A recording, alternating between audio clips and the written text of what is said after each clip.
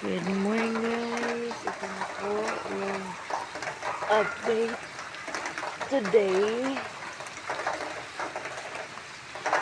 Medyo bumaba na po yung tubig. Dito po yan sa Dinar Street.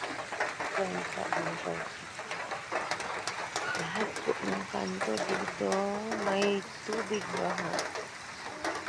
But sa ngayon po, mababa na. Kagaya na kagabi hanggang bewang.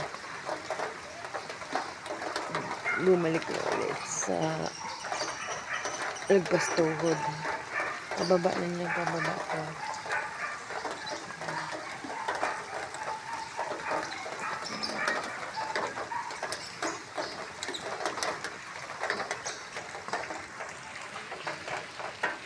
Doon papunta doon sa dollar dito dinar.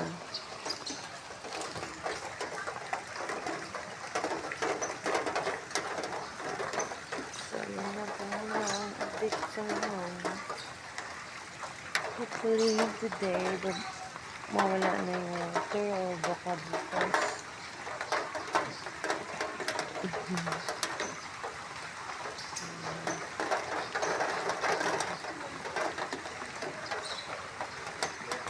Wala papunta doon sa main gate guys, matubig pa rin.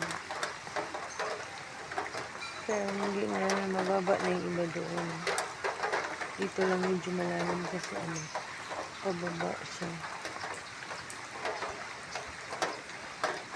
So mamaya sana bumaba pa lalo. Bye!